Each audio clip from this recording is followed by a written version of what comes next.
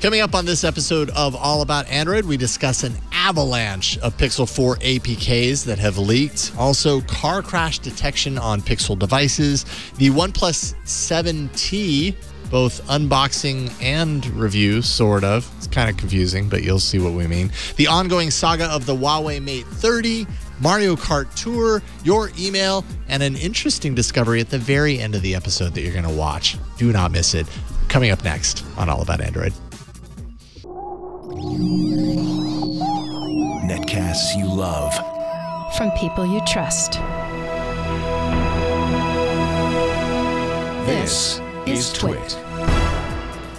This episode of All About Android is brought to you by ExpressVPN. Protect your online privacy with one click. Yes, it's that easy. For 3 extra months free with a 1-year package, go to expressvpn.com/allaboutandroid. And by Plex. With Plex, you can organize and stream your personal collection of movies, TV shows, music, and photos anywhere on any device. Plex is offering Twit listeners a 30-day free trial of Plex Pass, which gives you access to all their premium features. Go to plex.tv/twit and enter code TWIT to start your free trial today. And by Mint Mobile. They provide the same premium network coverage you're used to, but at a fraction of the cost because everything is online.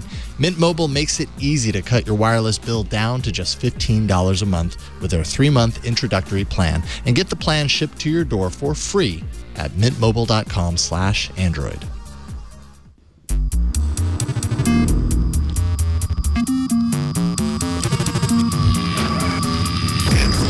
Hello, and welcome to All About Android, episode 440, recorded on Tuesday, October 1st, 2019, your weekly source for the latest news, hardware, and apps for the Android faithful. I'm Jason Howell. And I'm Ron Richards.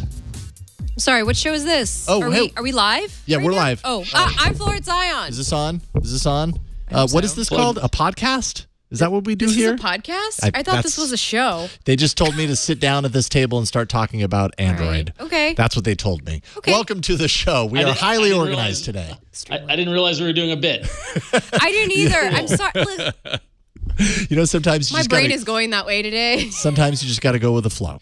Right? Yeah, you do. Yeah, you do. Okay. Welcome to the show, everybody. Also welcoming back the return of Mishaal Rahman, who is the editor-in-chief of XDA Developers. Mishaal, it's great to have you back. How are you doing? It's great to be back. Right? Lots of things happening. Getting ready for 2 weeks from now. It's going to be a crazy day. Lots of literally so everything things known about the thing that happens 2 weeks from now. Literally 2 weeks from now. I was trying to explain it to somebody who doesn't know our world, and it just really sounded like I'm a crazy person. so they're like, so they're going to just tell you about the new phone? I was like, yeah. Like, but you already know about it? It's like, well, yeah. Yeah. But we're still excited because the thing is, you don't know what's going to happen. Last time, things came up out of the ground and opened up and then went away. Like, you never know what can happen. Yeah, you never know. There could be a million devices, and this is just one. Okay, maybe a couple of devices. That's a lot of devices for me to take B-roll of. That's true. Okay, probably not a million. Let's hope it's a finite number, because I mean, Amazon is showing that they can unleash a torrent of. I know there are people out there who want to see a little bit of Amazon with the Google stuff, but we don't need that. Okay. We don't need it to rain things. We need things to be reined in. Okay. We'll bring in let's bring in the rain as we do every single week. I don't know. There's no transition here. Victor, it's time for the news. Here's my test of live captions. Maybe if I talk slower. Oh well. Here's Android news. Wow, you live captioned the Android news bumper. Everybody's got a bit today. Victor is just bringing his A game. For those of you listening to the audio version, the video bumper had subtitles that said he was phoning in this news bumper, and then he said the G word, which I'm not going to repeat here. Yeah. But he was demonstrating what live captions could look like, although that's not a good demonstration because it didn't match what he was saying. Yeah, it was not very accurate. No, not at all. But so live captions are going to kick off this news block, which really isn't so much a news block and more of a what else has been leaked about Pixel 4. Yeah. That's basically what it is. And with XDA being right in the center of it all, so good timing on coming on the show, sir. But yeah, so to start it off, someone ripped a bunch of the APKs from the still unannounced, yet we know everything, Pixel 4. And XDA and 9 to 5 Google posted a number of exclusives based on those ripped APKs. And we're going to hear all about the details, but just to give a quick kind of thing on live caption, via the device personalization services APK that was leaked, we found out about live captions. XDA got the app working on the Pixel 2, only supports English at launch. It can mask profanity. It's got the option to show live caption toggle in the volume panel, and captions that appear can be repositioned by dragging them around, and it won't work in phone calls, voice calls, or video calls at this point. So, Mishaal, did you get to play with this? Did you see this actually working? I mean, I still have it working on my Pixel 2 XL. It's still just sitting there. It's still working. Wow. Yeah, it's still working. Just one thing. You mentioned that it won't work with phone calls, video calls, or like web calls at this point. That's actually a permanent block. It's designed to not work with phone calls or video calls. That makes sense. That's not going to change in the future. That makes sense. Although, for whatever reason, like in my head, I thought like on video calls, it could potentially be helpful from an accessibility standpoint. So I'm kind of bummed to hear that. But so at this point was really because I put the notes in there. That was really just me being hopeful.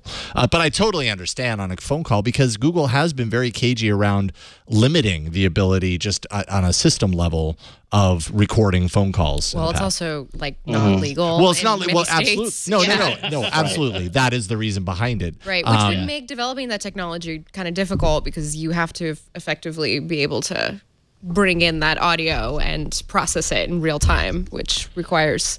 I mean, technically, I would imagine if they can do it with everything else that's running through the system, they could do it pretty easily there too. But I don't know. Obviously, they have other reasons that they would not allow for it. Yeah, it doesn't seem like it's a technical limitation. It's just they intentionally designed it so it'll only like audio will only be accepted if it's a certain type, and that's media or game audio. So if it's like a voice call audio, it won't be it can't be intercepted by other apps. Got it. So folks who I know who use accessibility settings on Android, usually they have other methods of communicating through their phone, like TTS and other sorts of. So I think maybe that's why Google figured, well. Now, Bleak in the chat room is making an interesting point about possibly, what is the possibility? What's the over/under on this working if someone roots their device? Because obviously, if you break the security system on your device, that opens up a lot of doors. XDA. I mean, I'm not telling you something you don't already know. This is what you live and breathe at XDA. Do you think that would open up the possibility of this for someone who would want to do that?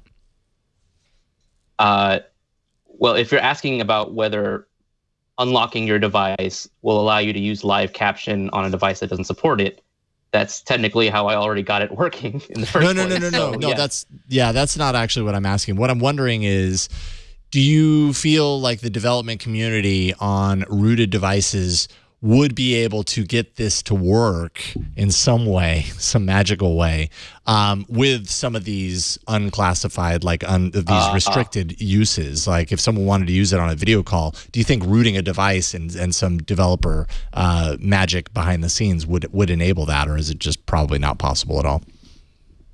I think it's possible. It would require modifying the actual Android framework, so it wouldn't be very applicable to many different kinds of devices because all the different OEMs customize it very heavily.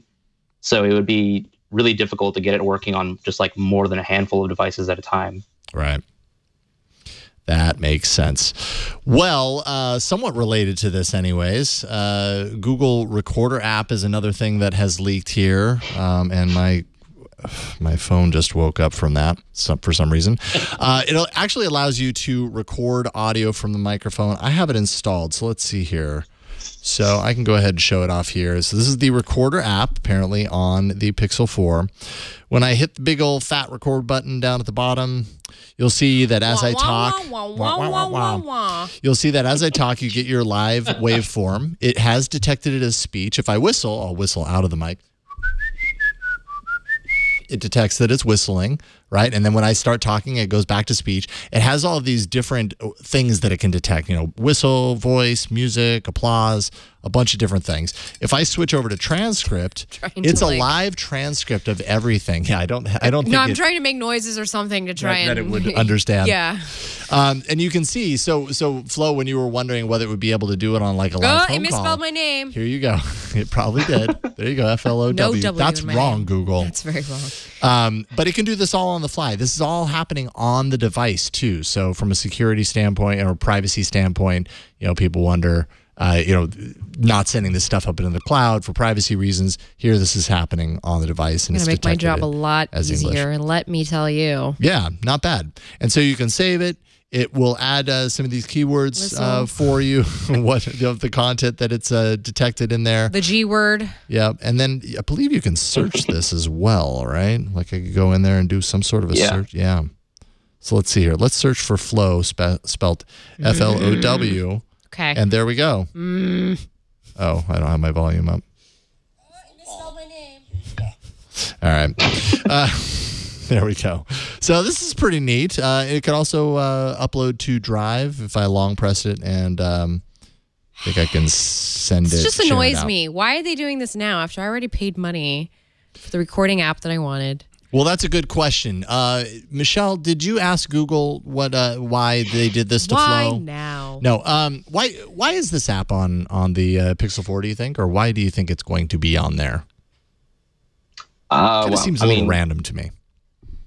Well, if you think about what kind of apps the average person might use, audio recording, especially for students, would be really, really helpful. For those of us in this industry, especially doing interviews, would be really, really helpful. Oh, totally. And, we have to look on the Play Store for a third-party alternative. Yeah. And, it's such a basic feature to have that, you would expect your phone to come with it preloaded. So I think Google is trying to close the gap, trying to close off any of these basic use cases that their phone is missing and just offering a first-party app of their own. So you don't have to go looking elsewhere for it. Yeah, and having that live transcription happening in the app is actually very cool. The search capability. I know in the arena we've had at least a small handful of apps that we've brought in. Flo, I know you have. Ron, you have for meetings or whatever, where you're recording the meeting and then you want to refer to it later. Having the text search that jumps you to that point in the audio, that's amazing. That's pretty amazing. Yeah, that's magic. Yeah, really cool stuff. So. Very cool. Cool. Flow. Very cool. There's just one after the other in this segment. So. Well, this is also a cool thing. So, you know how in Harry Potter you can wave around a wand and do things? Yeah. Well, pretty soon you'll be able to wave your hand in front of a Pixel 4 and have it do things. Just same thing, right? Same idea. Same. We're of course referring to the solely gesture app called Motion Sense that will facilitate gesture control in the next Pixel release. The Solely radar requires that Google get extra certification in the regions it hopes to sell the Pixel 4. The APK detailed so far 52 regions that should support the new tech, with 38 regions to start. They include places like Romania, where my people are, Ireland, Italy, Australia, Norway, and St. Martin, as well as the Virgin Islands. So, woo, yay. Also, the Solely Motion Sense will work with all 38 media apps, with 38 media apps that can be controlled by it, including the ability to use a skip track gesture where you wave your hand right or left. Cool. Okay. A silence gesture where you wave your hand over the phone. I think you wave it right above it.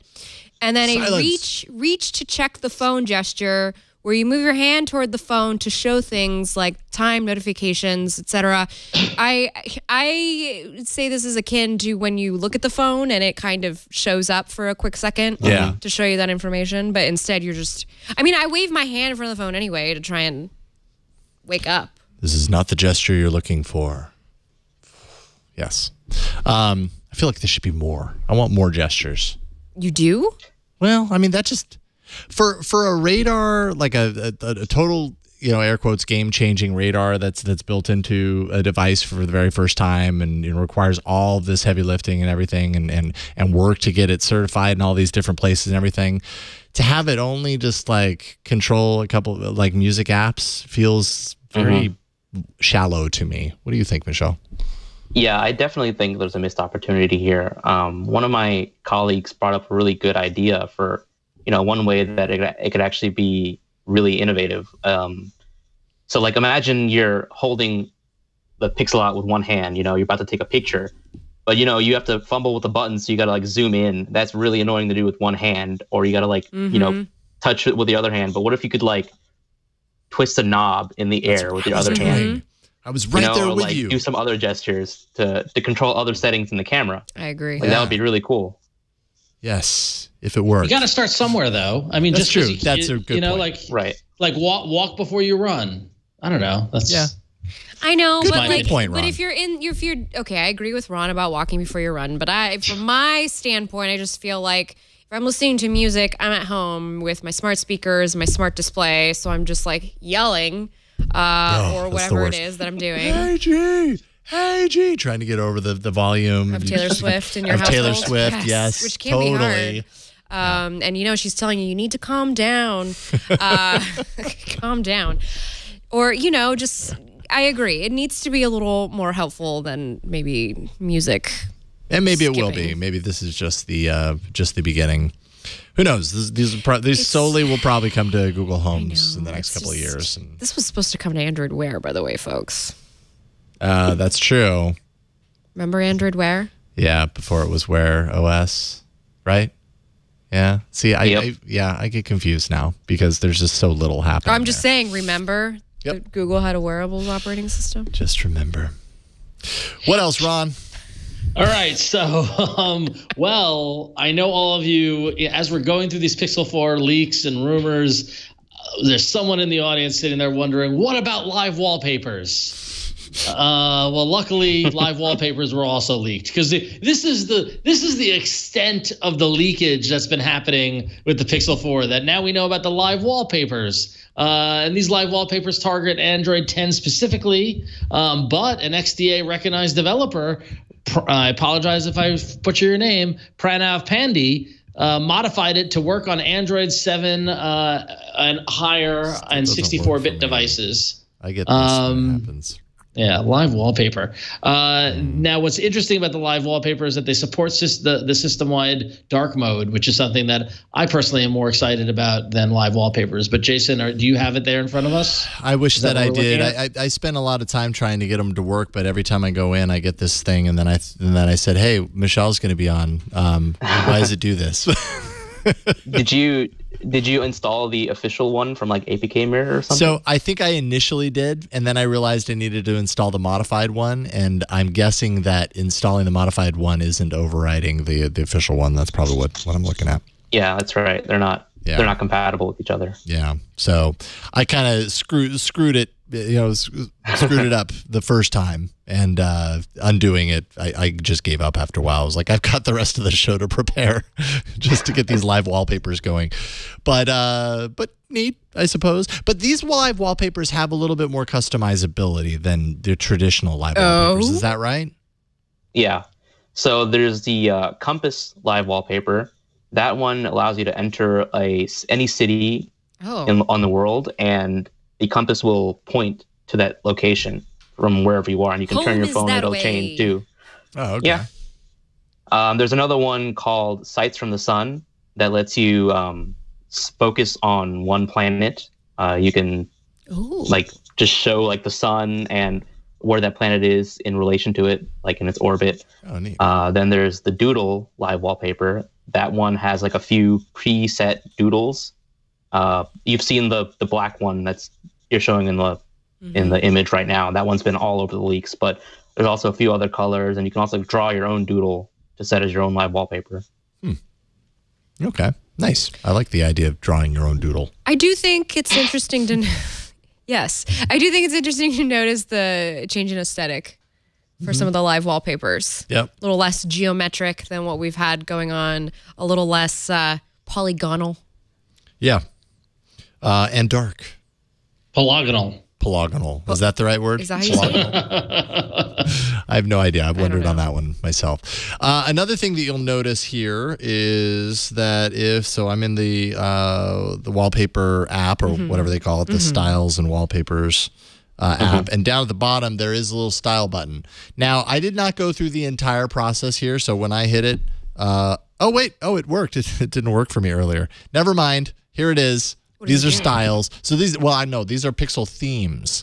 So this is the theming capability that is coming to the Pixel 4, the ability to theme the device. And basically once you get it going, you can determine like different fonts on your device. I've literally had no time to play with this because earlier I couldn't even get it to work.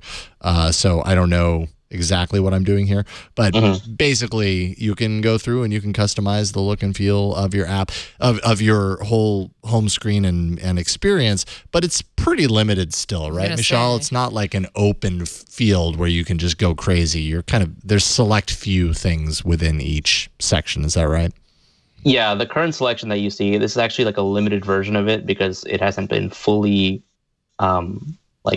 leaked yet. There should be 5 fonts on that page rather than 2. There should be 5 icon fill. If you go to the next page, there should be 5 fonts there. There should be 5 icon different options here. Okay. So those are missing. These are all correct.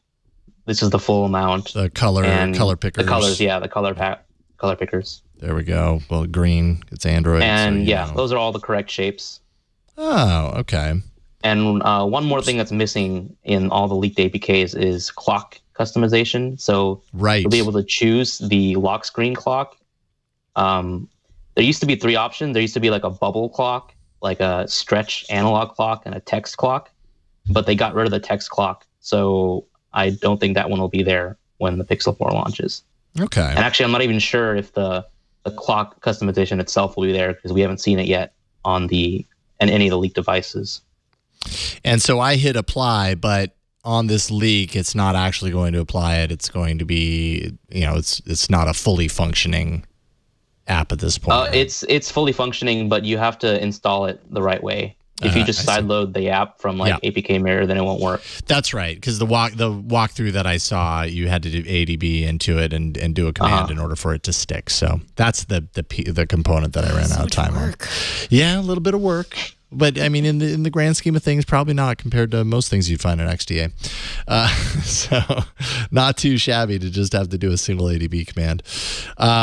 Okay, so then that's something to look forward to, theming, and we'll, I'll be curious to see the extent of that when the Pixel 4 comes out. But I feel like people have been asking for this for a very long time, and it's nice to see Google finally embrace it, at least to some degree. So. To some degree. Yeah. Speaking of degrees, you want to stay on the right plane of degree. Man, I ruined that. Sure. Segue. No, keep well going. done. Nope, worked. Anyway, so we've actually been kind of rumor mongering about this for a while now. The ability for Google or for your phone to know when you've been in a car accident. Which I know sounds scary to those who are listening in, but with the prevalence of Android Auto and with Google wanting you to use it, it makes sense that this would be a feature that's a part of your phone, right? Yeah. So the emergency information app is being updated to the personal safety app. It will now include car crash detection that will dial 911 for you in the US. Also shares your location, accelerometer readings, and microphones to kind of figure out what's going on in the situation. It sounds a tone when it detects a crash at the loudest volume, and it asks if you need help, kind of like if anybody is familiar with the OnStar, that in some of the GM vehicles. It's kind of in that sense. Another feature is also quick sharing of emergency status with your select contacts. So, I would set up my husband for this, and if, God forbid something happened, then he would immediately get my location, what's going on, access to microphone, that sort of thing. So I, as As a driver and a constant user of Android Auto, I appreciate that this sort of thing is added to the phone. I recall back to the 90s when my mom crashed her car on the Dumbarton Bridge. And the thing that saved her was that while she was upside down, the glove compartment was open. And that's where the emergency cell phone was stored. Whoa. And so somebody came over from their car to make sure that she was in 1996. So somebody came over from their car to make sure to see if she was still like moving in there. And she was. The car was upside down. And they saw the phone in the glove compartment like open, and they grabbed it and called the police from it versus going to they used to have phones on the highway. They kind of still do, but they're not as frequent as they used to be. Right. So God, that's scary. And lucky that the thing popped open like that, right? Yeah. Wow. Yeah. Wow, I have so many questions. It took me by surprise. She just had a phone, like specifically for emergencies. We had one phone in the family that was the emergency car phone because both my parents commuted to the South Bay from the East Bay. Okay, well that's and so that was the thing you did in the 90s because you didn't want to pay money to talk on the phone. It was just in the car. It wasn't like hidden. Like it made it sound like it was like taped under the dashboard or like in the glove compartment. You know, like no, it was stored in the glove box. in the glove box. Like, but the glove box happened to open in the midst of the accident. Because the car had rolled over and then hit the barrier and rolled over the other way. And was your mom like? Was she awake at that point? Yeah, she was totally. Oh, okay, she all right. got off with a couple scratches. Wow. Yeah. Wow. No, that's but every time I think, again, sorry, this is my cognitive, like where my brain goes. But every time I think of like this sort of emergency feature, I just think about to the 90s how like you were lucky if you had a phone in your car. And so I'm like, it's 2019. Why have we not kind of had this?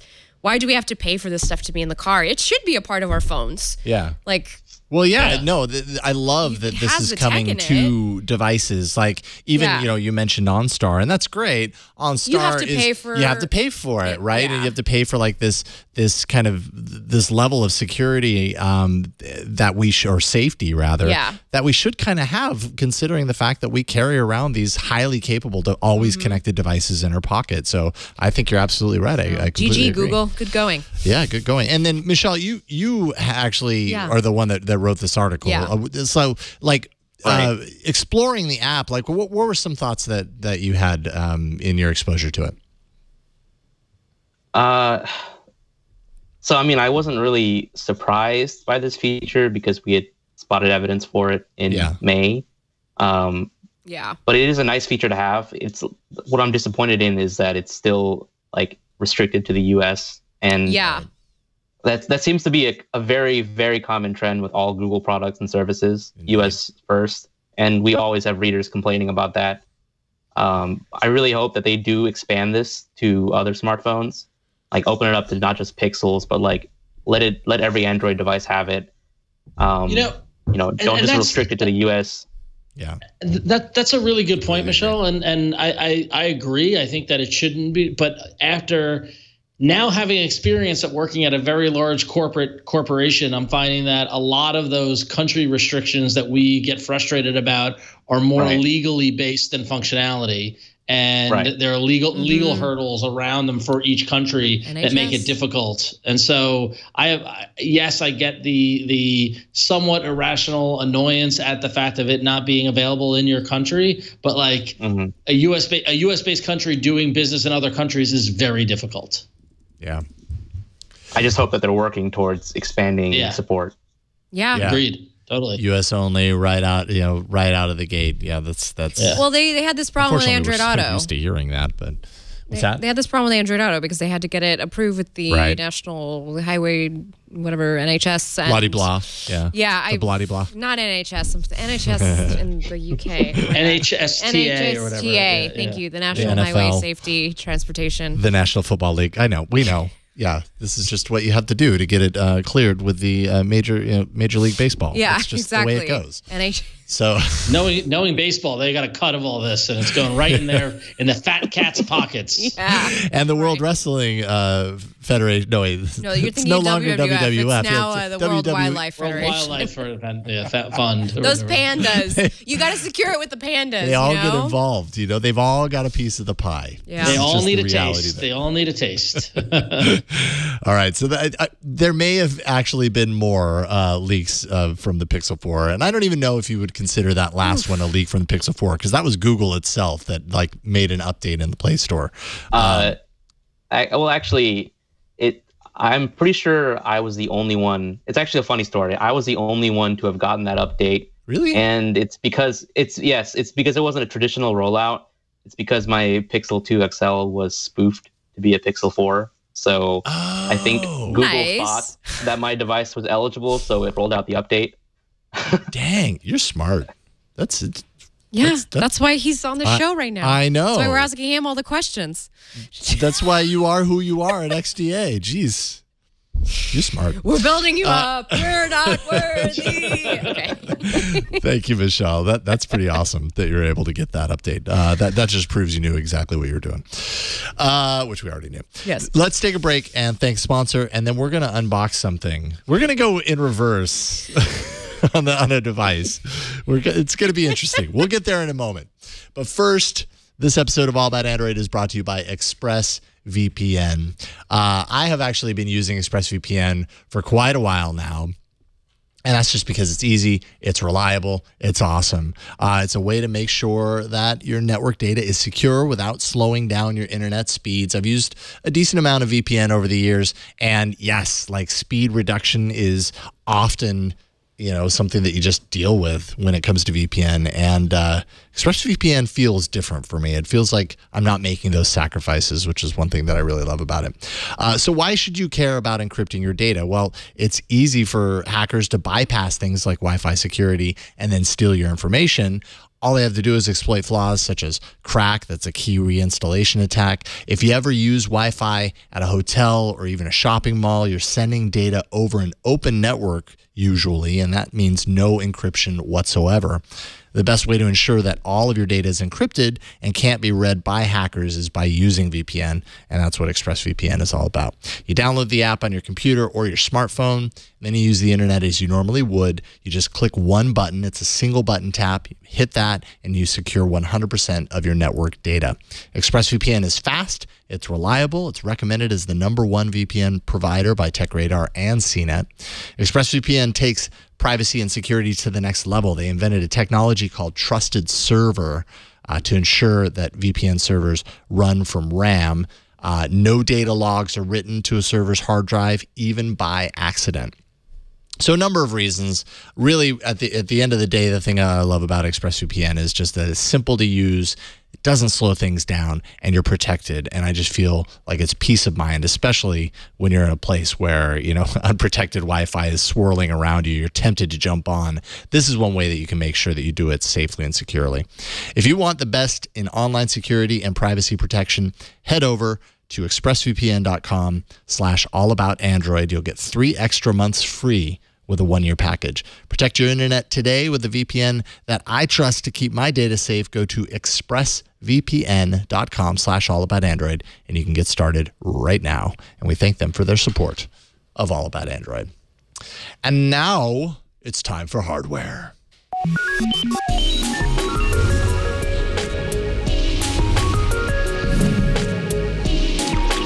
So we've got a little bit of an unboxing.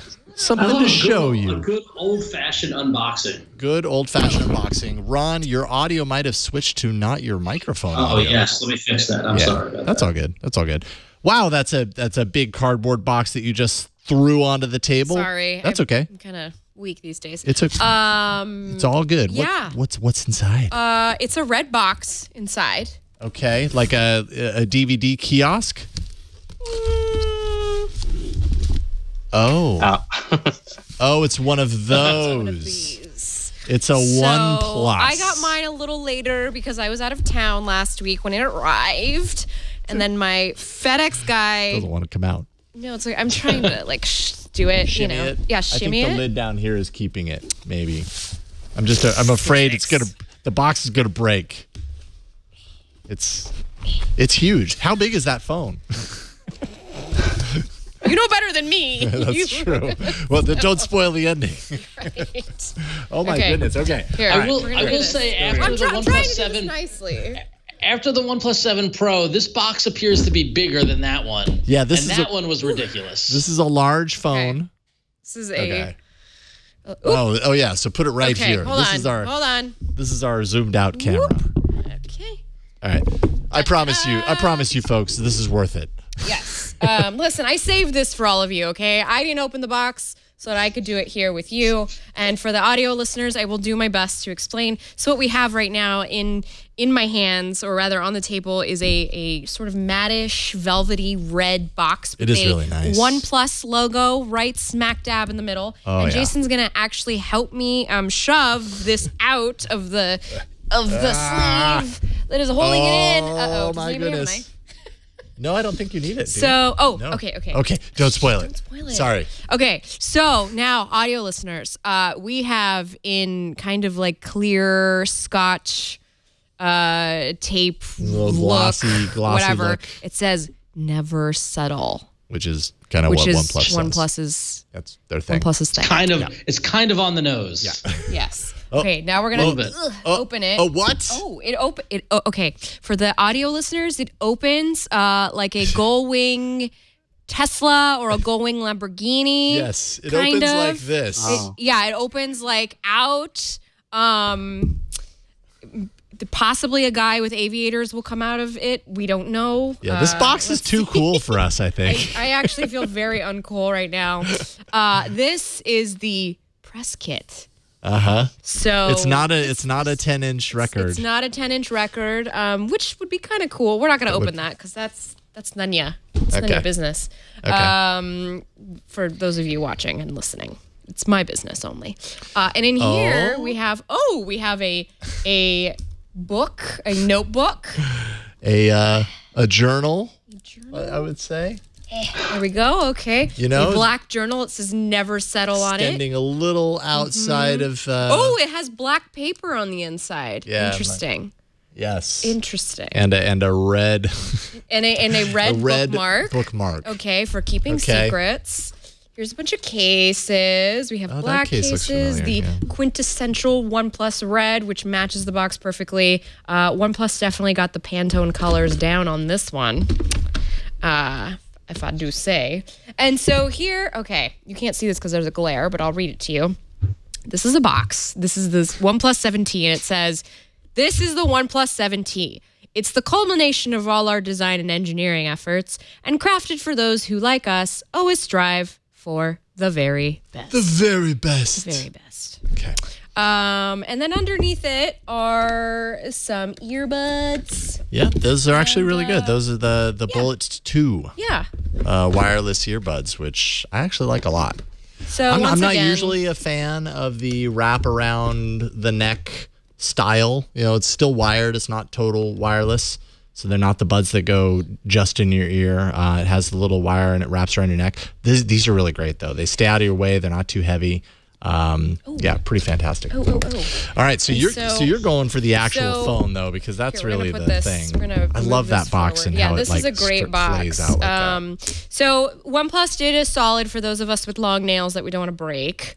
It put a flap to open, and underneath the open are two little and then you just rip it That's open. smart. Which is also very SMRT smart and usually very nice for me because I have natural long nails I don't want to break. Usually I just get a SIM ejector tool and that's how I cut the plastic. Listen, OnePlus, if you're watching, really appreciate that. Those of us femmes with long nails really appreciate it. Okay, and now we're gonna literally. Now, is this the packaging that people who buy a OnePlus 7T get? I don't safe think to so. assume that it's I think not. this is a special packaging. Maybe this is. But this is why we do this for you folks, so that you get to see the perks that we get. What we receive when we get. Hey, you know what get a makes me package feel from special? OnePlus. Okay, So I mean, I will say OnePlus has always been pretty good at how they package their promotional materials. Samsung and isn't stuff. doing this stuff anymore. Samsung just sends you an Eco Box now. Yeah, which is fine. it's fine. It's fine. And so here's the OnePlus 7T in my hands right now with protective coating. Oh. No, you're supposed to use it. Yeah, never take it off. That way it never gets destroyed. Yes. So pretty. And look, it's not a stovetop. It's an actual round camera-looking camera. Yeah, it looks like a camera when you got it in landscape. So I'm going to basically set this up this week. This is going to become my daily driver. I'm really looking forward to it. I know somebody who's already been using it as a daily driver. He's sitting here right next to me. Oh, yeah. You mean this thing right over here, this OnePlus 7T that I reviewed last Thursday? Okay, no, I'm just kidding. Some of us have things to do. So we're kind of doing it a little backwards here because, you know, as often is the case, things announce after we've already recorded the show. The OnePlus 7T embargo lifted on Thursday, 2 days after last week's show, and I had been using it for a week. So if you want to see my full review, you can twit.tv/HOT for Hands on Tech. That's where the full review, my full review of the OnePlus 7T is. There it is. But I'm really happy that you brought this because the unboxing of it when I got it in the office, like, I didn't expect the box to be like that. They do a good job of getting you hyped about their stuff. And obviously that's what they're trying to do. Well, is package it in a way that as like a reviewer, you open it and you go, oh, what is this? You know, it just like starts you off on the right foot. It's and I think OnePlus does a good job of that. I say it's from the Xiaomi playbook. I don't know if, I think that's a fair description. So OnePlus is the one company that I think has managed to be successful in this model in the United States, just having like the hype built around it versus the other the other manufacturers that have really relied on carriers to kind of hype up their stuff. When you're watching TV, you're seeing iPhone commercials, Samsung commercials, and then like come to your AT&T store or come to your Verizon store and get this phone. Whereas OnePlus has really built this up through a lot of community engagement, a lot of in-person social events. They do a lot of they do New York and like the London get-togethers, and they're usually like pretty bustling. And the packaging is just an extension of that. And we want to share it with you because it's fun. Yeah. And it's very red. And, you know, colors are beautiful. Has a nightscape mode, which I would say does a pretty good job. Like I felt like the cameras on here are very similar to what I saw on the 7 Pro, which are, again, pretty good. Like OnePlus has definitely improved. They're getting their better camera with game. updates too. Getting better with updates. Yeah, it's definitely a great phone and worth checking out. It has the 90 hertz refresh on the display. I don't know how I'm gonna like manage this phone having used the Pixel 3. Like every time my husband picks up my phone and he is using the 7 Pro, he goes, "Wow, your phone is so small." Like, how do you do this? You'll manage. It's a slender, slim phone. So even though it's big, it's still. But then I guess I have big hands, so it works for me.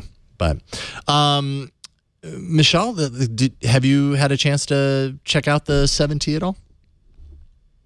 No, actually, someone else at XDA reviewed it for us. Oh, okay. Right on. Were they pretty? What was their opinion? Were they positive on it? In terms of value, very positive because this is positioned to compete directly with the smaller Pixel 4. And if the price leaks, if it's priced like $800 minimum or like even closer to like $1,000, then this is going to kick its butt. Yeah. Yeah, I mean $600 basically is what it costs for this, and you know it's got the Snapdragon 855 Plus in there. It's got 8 gigs of RAM. This thing is screaming. As far as speed is concerned, this thing moves fast. Everything is just so fluid with the 90 hertz refresh, HDR 10 plus display. Things are just it's a great phone, and especially for $600, it really puts a big question mark on the need to spend more. And I feel like we were saying a lot of the same things about the 7 Pro when it came out. Supposedly there's going to be a 7T Pro sometime in the next month that is not going to be released in the US. It kind of confuses things a little bit, but anyways, it's a really interesting phone. Definitely worth checking out. I just feel like in almost every way, OnePlus is really firing on all cylinders. For what they do it incredibly well. And I love seeing them really push forward in the market, because they're making some quality devices and really kind of, making you question what value is right now and what you get for that value. So that is the 7T. But there is another brand that might sit in that field if it could ever release another phone, right, Ron? Oh, you might remember 2 years ago, a small little startup called Essential released their first phone, and even I predicted it was gonna be the future, possibly. Didn't go that way, but Essential's follow-up to the original Essential phone is in testing, according to the company. So the fact that a second phone does exist and it's currently in testing. Mishaal, you tell us about the commits that hint at the details about this new device. You've got some info on this? Oh boy, it's a little complicated, but basically, Essential, we're all wondering, what in the world are they doing? How do they still have all these employees? What are they working on? They can't just be working on the Essential phone and keeping that updated. And they've been teasing that they've been working on their next mobile product for a while, but there hasn't been like public evidence besides like their teasers. So what we found was that there were Essential engineers that were submitting changes to the Android open source project, and they had a bug with a test device that they were using, and nobody knew what that test device was. But a community member, an XDA developer, he had a fix for that particular bug that the Essential engineers were looking for. So they took his fix and they added it to their build. And because of that, the developer who made the fix got signed on to like their like email list, basically, for like their builds. And then when something went wrong, he got an email from them telling them what went wrong. And there was like a log of all this stuff that went wrong. And that included some information about this device that they were working on. So basically, they accidentally leaked the information themselves in a really complicated way. That's fascinating. That's awesome. You got to wonder if they are. What was the reaction at Essential when that happened? Basically, like, did they did they kick themselves? Was somebody in marketing just like, guys, what did you do? Like, how does that? This is almost legendary. Yeah. Yeah. Now you mentioned something in the piece about kind of confusion around tablet form factor versus phone form factor. About some data coming back that would lead you to believe that maybe it would be a tablet, but that doesn't make any sense because we haven't heard anything about an Essential tablet other than that. What can you tell us about that? Right. So we don't know that there will be a second Essential phone. We don't actually know much about the device itself. The most that we know comes from Bloomberg, and that was a while ago. That was last year, I think, in November. And they said it would be like an AI phone, but it's not like a traditional phone. And it would be able to do all this AI stuff, like answer calls and texts for you and all this other stuff. But it was kind of vague about the device itself. So the first thing that we found about this new mobile device is that, so the bug that they were having was that when they were booting the device, there's like a nice little video that plays the boot animation. They were having an issue where that boot animation was being cropped. So like the video was being cropped, it wasn't being shown properly. And that's because there was a bug with how the boot animation was being shown in landscape mode. And as you know, phones are almost always held upright. They're in portrait mode. But this device was booting in landscape mode, which is almost always like something that happens with tablets, or it could be like a smart display or some kind. So that got us wondering, like, what in the world is this device? This doesn't make sense for a phone. And we have no idea if they're working on a tablet. So what's going on here? That is bizarre. Could it be the home? Could it be the home device that they announced and never shipped? So that would be that's a possibility because one, they announced it and they never shipped it. Yes. Right. Two, if this was a phone or a tablet, it's strange that they're testing a software build without Google Apps on it. One of the things that I talked about was that they're testing it with Micro G, which is actually an open source alternative to Google's Google Play apps and services. So if they were intending to ship a smartphone or a tablet without Google Apps, that would be very, very questionable indeed. You can see all the trouble with Huawei and all the trouble that's causing. So why would Essential be doing that? Why would they be testing this if this is going to be a traditional smartphone or tablet? That is strange. Okay, so then there's just a whole bunch of question marks about this, because it's easy to think that Essential is just like at this point, I mean, embroiled in controversy surrounding Andy Rubin and no device since 2017 when it was initially launched, no smart smart speakers since it was, right? Sorry, Yeah. Like all Flo these just reasons tuned that into it's the show, easy by to the think way. like Essential is just like done for. Yet apparently they are working on something, and who the heck knows when we're going to see it, or even what it will be. It might not even be a phone. So many questions as far as that's concerned. But you mention Huawei, which is the perfect transition into another device that has no Google services on it, the Mate 30. And, it was announced a few weeks back. Everyone's kind of wondering, like, okay, this is just really poor timing for you, Huawei, considering, all the troubles that you're having with the U.S. right now, being caught up in kind of all the China-U.S. trade stuff. And a lot of people are just very suspicious of Huawei anyways. Well, apparently today there was a whole lot of action around this, and I'll do my best to explain it. Mishaal, you can correct me when I get it wrong, but you may recall that many were saying that it was relatively easy to install Google apps and services on the device. Well, security researcher John Wu wrote a piece today for Medium that shows undocumented APIs in the Mate 30 that actually facilitate the installation of new system apps, something that is in general not an easy thing to do on the underlying architecture of system apps, because you want to make this whole thing as secure as possible. So it shouldn't be easy for someone to install system apps. It should be something that, let's say, a Google has the ability to do and not much more. Well, an app LZ Play, Google Service Assistant, uses elevated permissions to install key Google components as system apps via these undocumented APIs. In order for them to have gained access to these APIs, LZ Play would have to have gone through an approval process with Huawei. So we're talking about some sort of like official process that LZ Play would go through in order to even get access to those APIs to begin with, those high access APIs. Huawei is denying any direct involvement with LZ Play. And basically what this translates to, from my understanding, is that LZ Play is what some people are using in order to easily install Google apps onto the Mate 30. So voila, you get the Mate 30. It doesn't have the Google apps. Just use LZ Play. It's got access to the APIs. Boom, it makes it really easy. Yet LZ Play, like, no one knows who's behind it.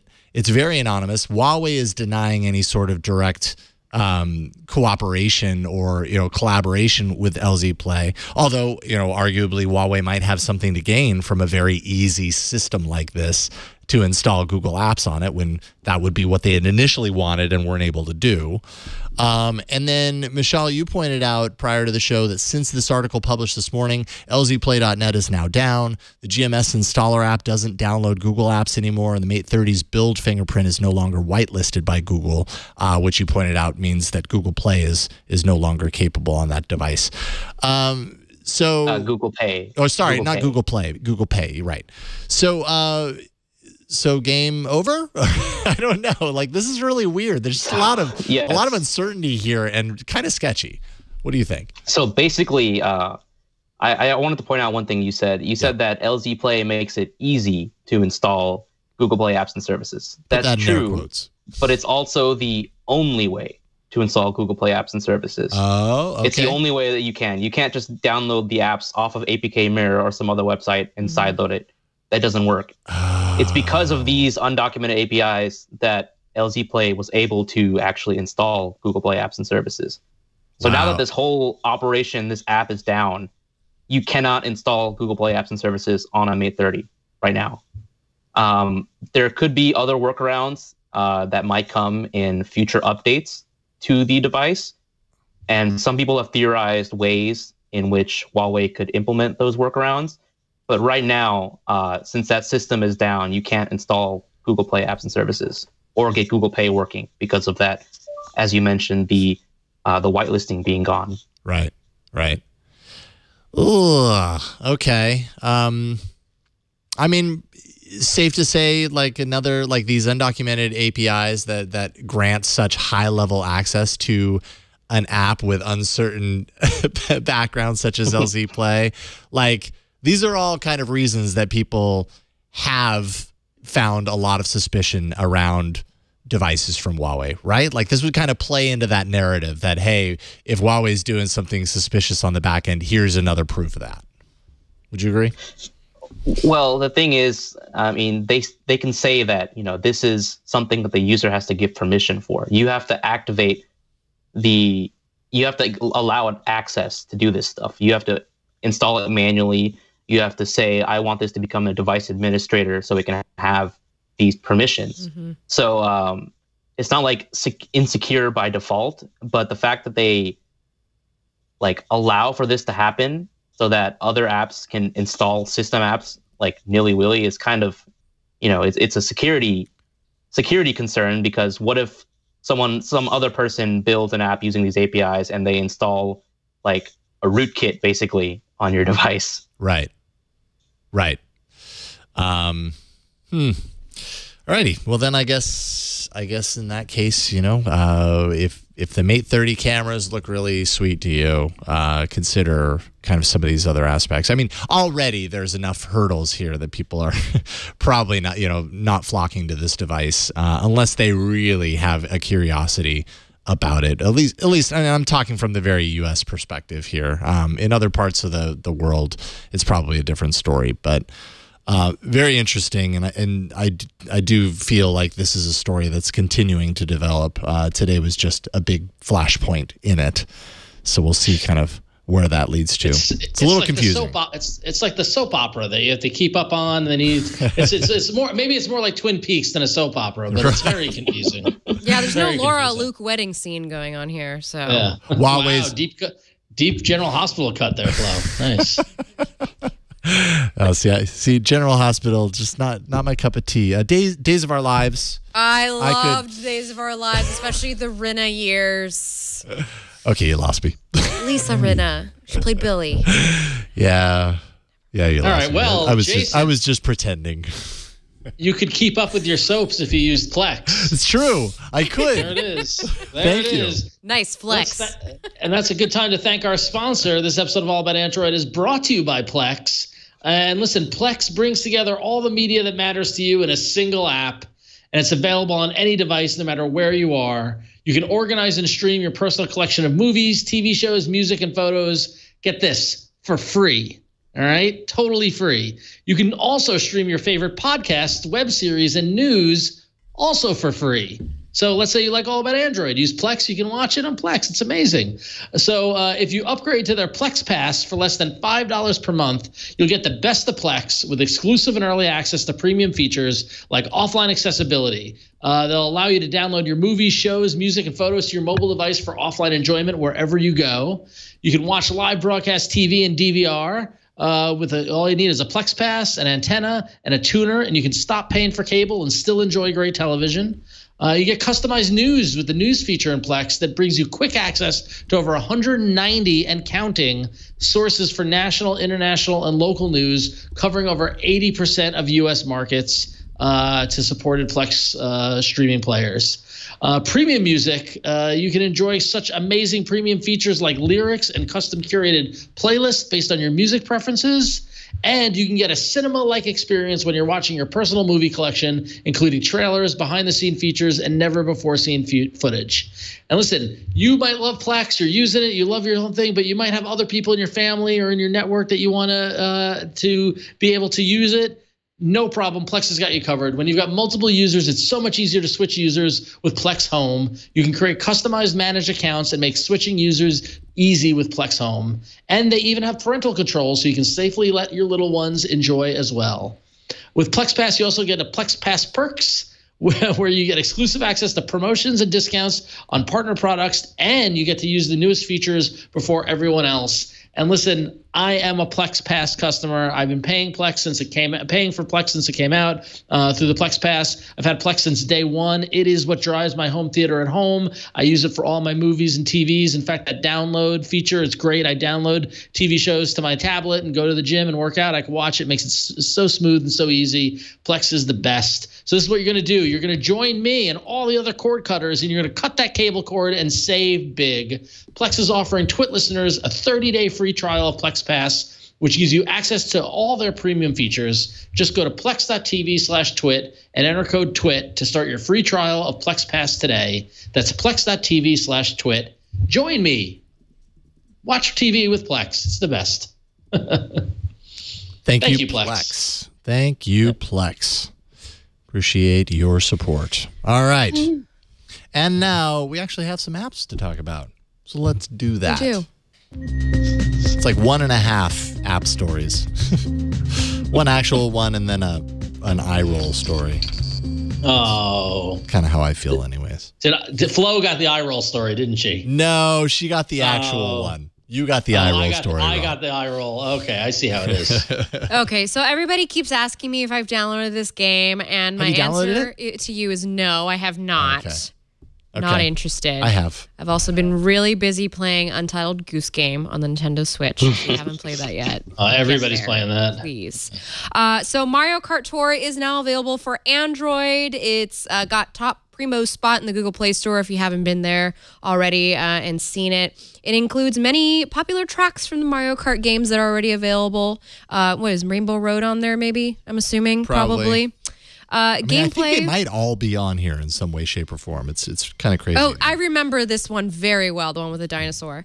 Gameplay is very simplified. You're always driving, so you're not like pushing down on an A button to keep going. Has very many in-app purchase features throughout. Kind of the same thing Nintendo's been doing with its other mobile games, which has been kind of annoying the rest of us, to be quite honest. It's always the biggest thing that I read whenever I read a thread about the Nintendo mobile games. There's a $4.99 monthly Gold Pass subscription, which unlocks the 200cc mode. That's one of the fastest modes. Badges for high-value rewards, more racers, more karts, more rubies.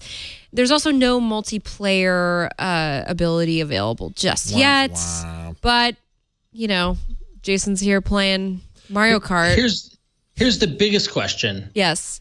Can you pick Waluigi? Waluigi? Oh, actually, I didn't get to see who the characters were. Waluigi is the best driver on Mario Kart, and I stand by that. He is the secret. He's the secret weapon to winning at Mario Kart. Mm-hmm. What generation are you referring to? Because all of them. Waluigi. Everything doesn't matter.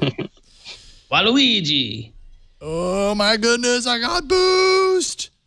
So I find the gameplay to actually be pretty fun. I just think a lot of the kind of pay mechanics are gonna piss a lot of people off. We complain about, in the Animal Crossing Pocket Camp community, we complain about this a lot, which is actually why I've stopped playing over the last couple of months, because everything has just been like please buy some more of this, buy some more of that, so you can unlock this thing, unlock that thing. And it's like, at what point do you just please stop charging me?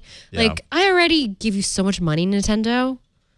When are you going to start giving me things? Oh, I do. So here's a question.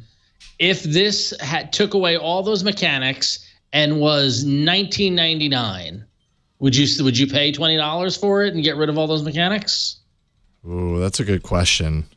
Right? I mean, I don't know that I'd pay $20 for this. $20 is a lot. There's an expectation of low value on apps and games. And a company like Nintendo is a huge company that needs to justify the development cost of porting Mario Kart to a phone. And it's either pay $20. I pulled $19.99 out of my butt. It could have been $30, $40. How much is a Nintendo game these days? $60. You know, Still, exactly. It's still $60. The same it's always been. And no one in their right mind would pay that on mobile. But so here's the $60 question though. Here's the question though. If you, how much is Mario Kart on Switch? $60. Okay, and so you buy Switch, you buy it on the Switch, and you take your Switch with you on BART, and it's maybe a little bigger than Jason's phone, or maybe the same size. The Switch Lite is a lot, more portable. Okay, yeah. so that's worth $60, but this isn't? Yeah. Ron makes That's a good bananas. point. No, I get it. Yeah. Because it's Nintendo, right? So they have, it's a huge, they have quite a pedigree with their games. Why do we think mobile games and apps should not be valued? The same amount of work goes into it, right? It's true. It's true. But- and you have to port it over for finger play. Yeah, I think there's a lot of history behind Fingerplay. the value as well too. You have to port it over. You have to port it over for finger play, everyone. You're playing with your fingers. Well, that's true. It's a simplified game, right? Sorry. And I don't know, personally, there is some value in my, I'm just going to continue on like I didn't hear. Keep going. There is some value. You can't ignore the finger play, dude. Yes, you can. Oh, Just dang keep it. I'm going. going to lose what I was going to say to finger play. I don't know. There's some value to me in a Switch game where the game itself is fully realized. There's a lot of I hate to a tell lot you, more complexity some to it. $60 games are not. No. You're right. There are stinkers out there. They exist everywhere. But I'm sure that a Mario Kart game that's on a console and any of the Mario Kart games that I've played feel way more expansive than this. Yes. You know what I mean? This is like a single, it is. When you It's say a finger single play, mode. when you So- say finger play, it's actually spot on. You Yes. literally just put your finger on there and you drag, and so it's very simplified. And from that perspective, it feels in a way dumbed down, and because of that, I would not spend the same money on that I would on like a Nintendo Switch I would pay version of Mario. $20. Yeah, maybe $20. Ron is right. $20. I would pay $20 for. It's like paying for those Final Fantasy games. They're super, and Victor just agreed with me on that one when I said Final Fantasy, because they're super involved RPGs, and you're paying $20 for that content, for that port over. And so I would pay $20 for this single playability of Mario Kart, just to not have to deal with all the in-app purchases and whatever it is that I need to purchase. Let's get a third party opinion in here. Mishaal, Yes. would you pay $20 for it? I would pay $20 if it wasn't just like Jason said, just put your finger on the screen and move left and right. Finger play? If they actually gave you some control, Finger play. it doesn't feel fulfilling to win this because you're basically just being driven around. Totally. You don't have much control over what you're doing. But if there's actually an element of some skill in it, every other Mario Kart game, they let you drive around, I don't think this one has to be designed to be like this, but I guess, they wanted as much appeal as possible for everyone who wanted to play on mobile. And from a business perspective, Nintendo's probably going to make a heck of a lot more with the free-to-play mechanic than they would if they charged $20 for it anyways. And in the end, that's what, in mobile, that is allowed, and therefore they do, because that's what everybody else does. And yet, I didn't need a Nintendo Switch Lite. I bought one. Give him a lot of money. Yeah. Keep giving him money. Ever since I was 3 years old and I got my first NES Classic. Well, it's a classic now. It wasn't a classic back then. It was the OG back then. It was just NES. Okay. Yeah, that was a good discussion on Mario Kart Tour. Yeah. Download it if you don't care about any of that stuff. It's If free you to like play. finger play, Nintendo Mario Kart World Tour is for you. You know what's not for you if you like finger play or not? So listen, I live in fear of the day that Google Play Music goes away and I've got to use YouTube Music. And it's lingering in the back of my head, and I know I'm going to have to deal with it someday, but I just keep putting it off and I just keep ignoring it because I figure Google will force my hand at some point. And that day may be soon, because Android 10 now ships with YouTube Music and not Google Play Music. So now I'm going to be in a position where if I get 10 on my phone and updates, will Google Play Music go away? Well, no, it stays on there because I updated. All right. It didn't go away. All of your pre-installed apps, prior But to if I your get a update new will be phone, there. I'm screwed. If I get a new phone, and I'm I mean, out. and screwed might be the wrong word. You can still go to the Play Store and install it. It just seems to be more like a signal, you know, a confirming of what we already Like when knew, you get which is that left out Google's of the moving. group at lunch and Yeah, they're it's just kinda like, you're not allowed to oh, sit here. Yeah, it's kind of like you're not one of the cool kids Yeah. anymore. Google Play Music, YouTube Music, the new kid. YouTube Music is the Vasco girl, and Google Play Music is whatever came before that. I honestly don't know what I'm going to do. I'll be honest with you. I honestly don't know. I thought about that when I saw that headline. I was like, what? This seems really, it just seems unfair. Feels Now premature. here's the thing. Now here's the thing though, is that Google Play Music, in my opinion, has gone downhill. Like I don't think it's actually not that great, and I'm not that happy with it. Well, they stopped developing it, right? Yeah, I think that's exactly. probably a big part of it. Yeah. Yeah, and so like it's not like I want to use it, but that's where all my stuff is now, and I don't want to have to deal with the nuisance of going to Spotify or like, and honestly, YouTube Music not great either. No. Like I don't like the merging of YouTube and music at all in any capacity. Yeah. Yeah. I completely agree. So one thing Flo had mentioned that it's unfair, and I was actually thinking of a different reason why it might be unfair, especially from all the troubles that Google has had in the EU. You know, they've basically been slapped down multiple times because they're bundling the Google app and the Chrome app, basically being accused of leveraging their monopoly on, you know, Android and Google Play services to push their dominance in Chrome and in search, right? But like here, all these headlines, like if you pull up the Android Central headline that you were just showing before, like the subtitle said that this will help them increase their position in the streaming market. So like I'm kind of wondering how the EU will react to this. Like this is Google pushing their new YouTube Music app to better compete with competitors like Spotify and Apple Music, and they're using the like hundreds of millions of Android phones out there to do that. So like, how will the EU react to this? And I'm wondering if they got like approval for this, and I don't think they kind of actually get that kind of approval beforehand. And we know the EU is kind of hostile to Google already with how many times they've been putting billions fines on them. Yeah.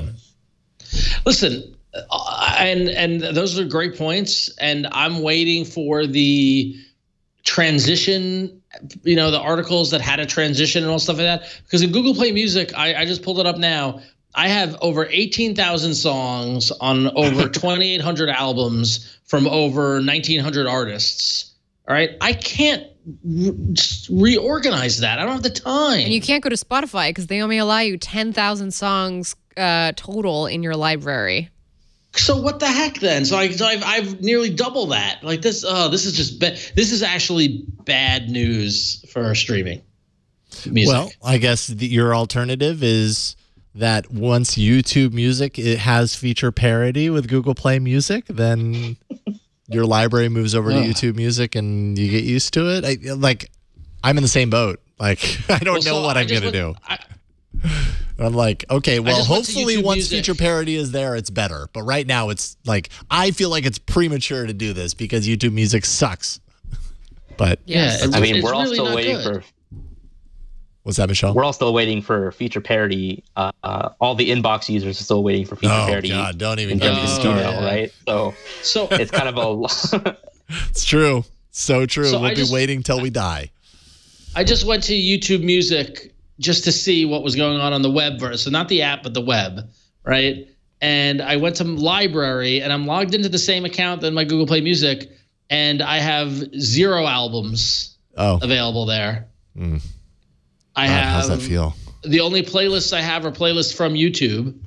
The only likes I have 3 like songs that are that aren't like songs. They're liked videos from YouTube, including a full set of Quicksand playing at the Revelation 25th anniversary show. So it's not even a song on a video; it's a full set, and that is listed under like songs. This is garbage. This is garbage. Yeah, agreed. It's just gonna be fan-made videos, a part of your playlist, and like oh god, and like stuff with like the bit rates are off, and it's just this is gonna be a mess. Feels that way. Here's the thing. I know this is getting off topic about the thing, but I recently was, I don't know if I was listening to a podcast or I was talking, but they're talking about like the resurgence of vinyl and generational, and we're talking about generational music and stuff like that. And the fact that my generation, and nobody make fun of me for being old in the chat room, but I'm just talking about our generation, Jason, you and I. Yeah, I can make fun of you. Like, it was a visceral, tactile experience. You got the album, you looked at it, you put the CD in, you put the record on. Hey, my generation had that too. Okay, keep going. Well, no, I understand that. But then there was also an experiential experience to it of going to shows, of like seeing the bands and things like that. And yes, that happens now, but it's done in these festivals and these large kind of venues and things like that. I just feel like the listener is being detached from the music, and it's not about the album anymore. It's about the song. It's about the single, and it's not about the whatever narrative the artist is going for with this release or things like that. It just is getting broken down to the point where it's YouTube Music, where it doesn't matter. You know? I don't know. It's frustrating. Yeah. Folks in chat are saying there's kids on your lawn.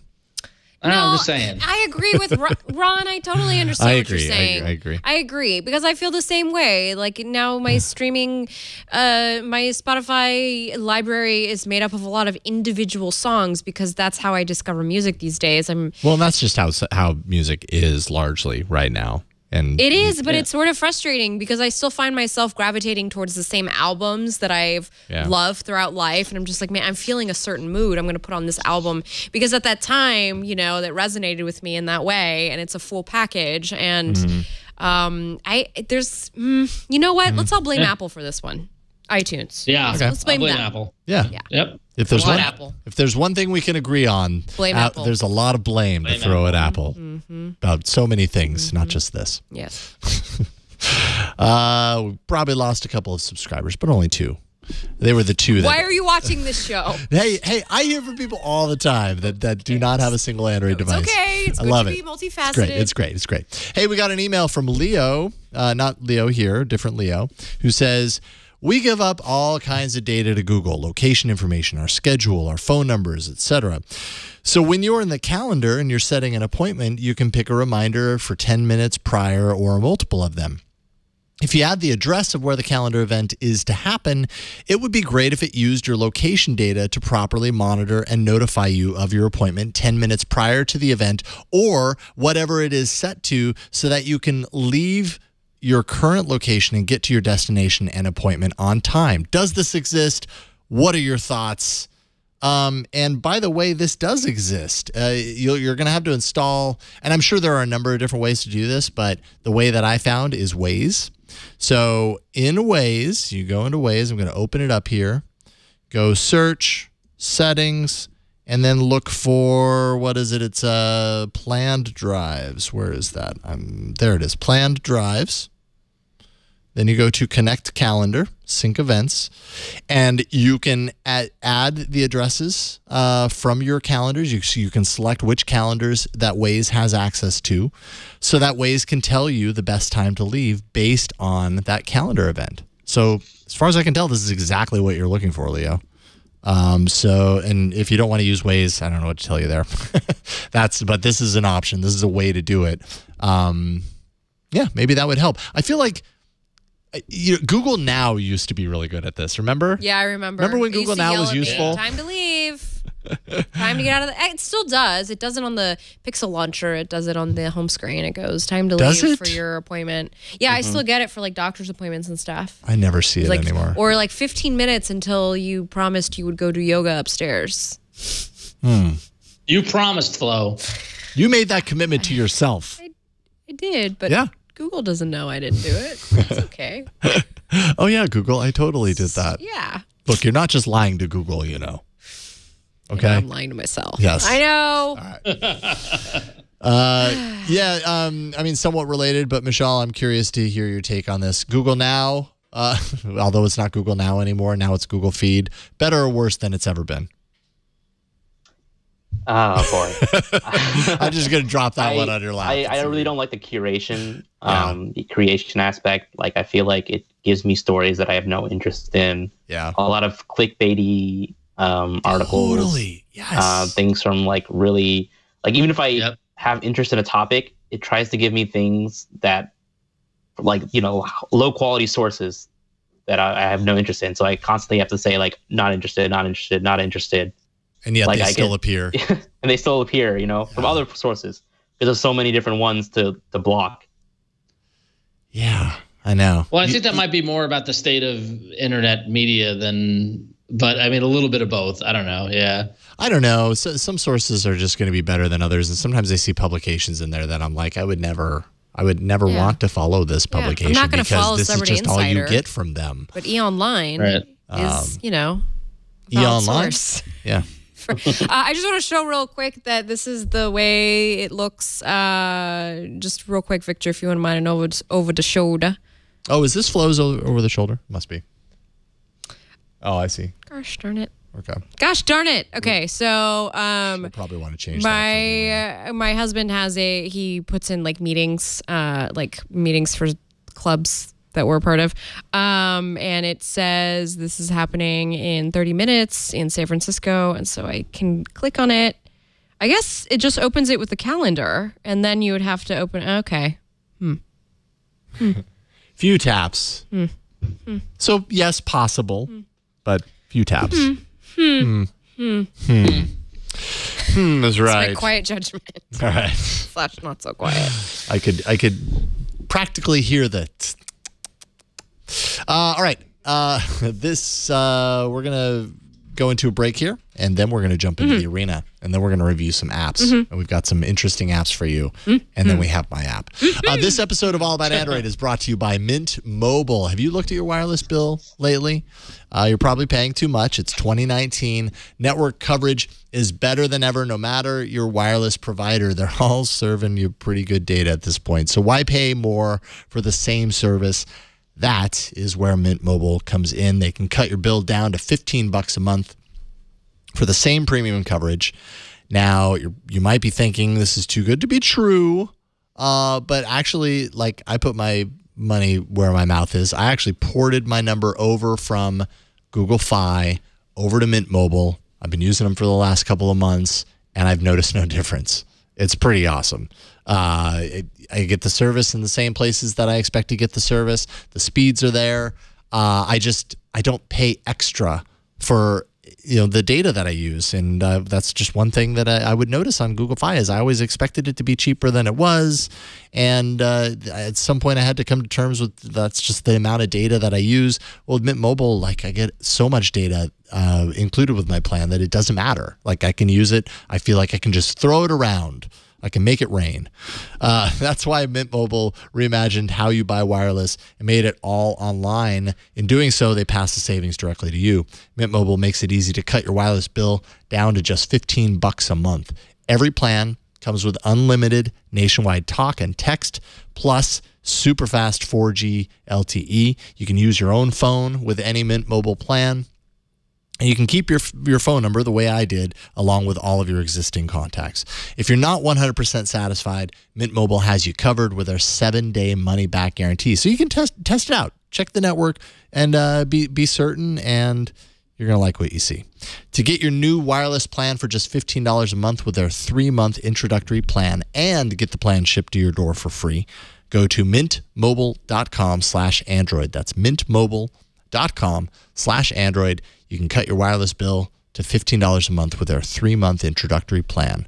Finally, one more time, that's mintmobile.com/Android. And we thank them for their support of All About Android. And now it's time to duke it out, all 4 of us in the arena. So many enter, but only one lives. Android Arena. Last week's poll, twit.to/AAA poll 439. That's the magical place that you went to place your vote. That's the magical place. Wow. The Lollipop Guild. The Lollipop Guild. First place. Are we surprised at all? This is why Mateo does this. This is why he brings the goats to the arena, because they keep winning. Even that game, Goat Transport Simulator, in all of its weird glory, won at 33% of the vote. Limbo, I would argue, a little bit better of a game. Came in second at 27%-ish. Third place was G-Box. Okay. There we go, 21. People want those Instagram tools. Yeah, 21%. And then fourth place, Crush the Castle Siege Master at 17%. Burke did not deliver the goods. Good job, Burke. Unfortunately. So with those results, those goat tainted results, through 38 weeks in the arena, Flo's in first with 122 points. Guests have 107. Jason's got 82, and I've got 76 points in last place. Thanks, Burke. Not only do you owe me $8, but I got last. Burke ran out of the room. He didn't want to hear this. Yeah, because he knows gone. he owes me $8. Yeah. Oh I want my $8. $8. He owes you a stack of pancakes that I hop. All right. Well, All right. I was thinking that if that game didn't work, I'd bring another game to the arena, and this time I would give the gift of a party game that you can play with your friend if you're sitting there with your phone together on a long trip and you just want to play together and not other people in the internet. So the app that I brought, which actually I want to give credit to, was recommended to me by an audience member whose name is escaping me, and I got logged out of TweetDeck, and so I need to find it. But that person is awesome. Yeah, exactly. He's great. James suggested this game to me. James Thatcher. He's awesome. So you should go listen. You should go listen to him. It is called Astro Party. And there it is. Jason's got it. So basically, it's retro, right? And so you can play up to 4 people. So Jason and Flo are going to play together. You can't play by yourself. So turn on 1 player and 2 player. And Flo, you're going to have to scoot over and get comfy with Jason. Okay, do we have the middle shot? There we go. Oh no! Oh, wait, no, this is the middle shot. We don't. I didn't realize this was a 2-player game. Okay, I'm going to move the mic. All right. All right. I like to mix things up. Okay, we'll do this one. Okay, go ahead and talk. All right, so now you can choose your game mode. Let's just go through everything of this. So you use both thumbs on the 4 corners, and what you can do is one thumb moves the ship, and the other one shoots. Oh, okay. And the whole idea is to kill each other. Okay, so you only rotate in one direction, is that right? Okay. Yes, yeah, like the old asteroids. Okay. It's really hard, apparently. It is hard, right? I really wish I could. It's worth it for just seeing Flo's nails. There it is, Jason. Yeah. Jason wins. I'm still a little person. Oh. And she's back. There it is. Oh, now she got Jason. So there it is. You need to kill each other 3. Ooh, there was bloodshed. So now you need to get out of your little boxes, right? Right. Look at this. It's pretty cool. It takes so it's a very, very simple interface, and it's got a whole bunch of different game modes and things like that really make the gameplay interesting. From those barriers to this. Oh my gosh! I killed you. Oh. Apparently. That was a race. Oh, this is cool. I like it. Yeah, right. So you can play up to 4 players, which I think is just bananas. 4 people all around a phone. But hey, if you have a Galaxy, you crushed me. Yeah. Astro Party. This is pretty cool, right? Hard. Yeah. You killed me. I don't know how I did that, but I did. Yeah, it totally has an asteroids vibe to it. Right. And it reminds me of like those old, remember the cocktail table video arcade games that we play at restaurants, right? Yeah, so. Because we No! All right. Oh. Yeah! I think Flo likes it. Okay, all right, one more. Whoever kills each other next wins. So let's see what happens here. So, all right, so we're just. Oh my god, this is. You gotta get the thing in the middle. I wish that I could spin around in the other direction sometimes, but I guess that's part of the challenge. That'll. That's the challenge. I keep forgetting which button to press. Okay, this is really exciting for audio listeners. Yeah. And Jason wins. That was riveting. That was a riveting game. Thank you, everyone, for watching that. Just for fun, real quickly, Jason, start a new game with 4 players. Oh, okay. Just for fun? Just because I feel like everybody needs to see. So turn on all 4 players. So, There's a purple one. Okay, and then So do you see that it breaks it up into the two little zones? Can you imagine? oh my gosh. Okay, that's better. Maybe better played on a tablet. No, that's for little kids because little kids have smaller hands that could fit this. Tablets or a note or a big phone. So. Oh my goodness. Oh, and there's little power-ups that swoop out. That's cool. Yeah. Nice. Yeah, it's very cool. Love it. So so Asteroid Party. If Burke couldn't help me get a win, hopefully James, a loyal listener, will help me get a win with this game. So check it out, Asteroid Party. It's awesome. All right, Astro Party in the Play Store. And that is free, right? That was fun. Okay. Good pick, Ron. Everybody settle down because my app is about to clean. It's going to clean the floor with all of you. Not just your apps. It's going to clean the floor with all of you, including Victor over there. He thinks he's going to escape unscathed. He's wrong. So I'll just give you a little sense of what this. Oddly threatening there, Jason. I gotta go in whatever direction. I was saying I was looking forward to this one. Oh, okay. I love you, Victor. Yeah, you know why? I take back everything I've ever said about you. A slice of apple pie is $2.50 in Jamaica and $3 in the Bahamas. These are the pirates of the Caribbean. Oh my word. Oh my God. Yeah. I'm dying. Yeah, you know. Welcome to Plastic Surgery Addicts Anonymous. I see a new few faces here this week, and I must say I am very disappointed. That's not a very good one. That means they got okay. Why? Oh, I didn't actually think that maybe there might be inappropriate stuff in here. Nothing yet, but just be forewarned. Why did the hipster drown? He went ice skating on the pond before it was cool. Wah, wah. Yeah. So what am I doing here? I'm reading you all of the most amazing jokes that you can find in Jerry's pick. Jerry sent me this recommendation for an app called Dad Jokes, a collection of puns and corny jokes. And if you are a dad, or maybe you aspire to be a dad joker. Or a corny mom. Exactly. If you just appreciate what it means to tell a dad joke, then you might appreciate this app. Or you might just really lean into it. That's the key to it. Yeah. Man, I really love my furniture. Me and my recliner go way back. Yeah. That's good. Oh, yeah. Okay, one more. Okay. If you're struggling to think of what to get someone for Christmas, get them a fridge and watch their face light up when they open it. Oh, yeah. I'm gonna like that one. Hang on. If you go up top, it says all jokes. Is there a filter or something? Well, okay, so there's all jokes, and then as you can see, I favorited, so I could go to my favorite jokes, which is just that one because I didn't favorite any of the other ones. And then my jokes. If I wanted to, I could create a joke. That joke isn't very funny. You can create your own jokes here. Click on the plus button to add a new one. Yeah, I'm working on it. I'm working on that one. Okay, you got to work on that, Jason. Yeah.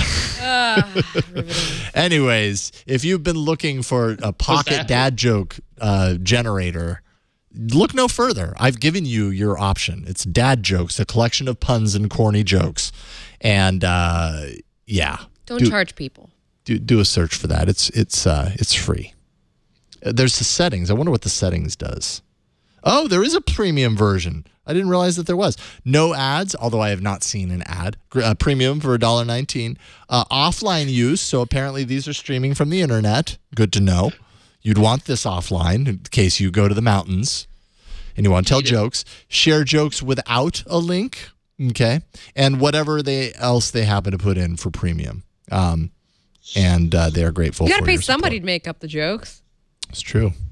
And these jokes don't write themselves. Yeah, support notifications. Your dad joke makers. You can imagine notifications. You might get a notification, sends you a joke, a dad joke, and I think when you receive it, you have to tell whoever you happen to be in that very moment the joke. That's the rule that I'm giving it right now on the fly. Yeah, there you go. It's called Dad Jokes. You're welcome. Okay. Wow. Okay. I know. I'm going up against some heavy hitters today, so we'll see what happens. Mishaal, speaking of heavy hitters, I have a Note 10 and your app installed, so I'll go ahead and show it off while you talk about it. So the app that I'm nominating is called Hex Installer. So basically, Samsung the One UI software that's running on Samsung phones. It's pretty customizable, but if you want to take it a step further and customize basically every aspect from like the accent colors, the status bar icons, the fonts, you want to customize the look and feel of like some third-party apps, but you don't want to deal with like modifying your phone or using ADB, then you can use Hex Installer. How it works is that it takes advantage of the built-in high contrast theme, and it basically modifies parts of that and lets you create your own custom theme. And this is exclusive to Samsung phones on running the One UI, so Android 9 Pie on Samsung phones. But it's really highly customizable. You can basically customize the look and feel. We talked about earlier on the show the pixel themes. It's basically like that, but on steroids. Yeah, there's a lot of, you've got a nice kind of preview area up here, a third-party app. So this, does the customization run or feed into these apps? Is that what that's all about? Yeah. Oh, it's pretty crazy. Nice. Oh, that's cool. Custom fonts, none included, but I'm sure you could download those and install them. Preferences. Yeah, you can even change the navigation bar height. You can change some other options like it's showing here. Hide the battery icon if you just want to take a risk and not know what your battery's at ever. That's really cool.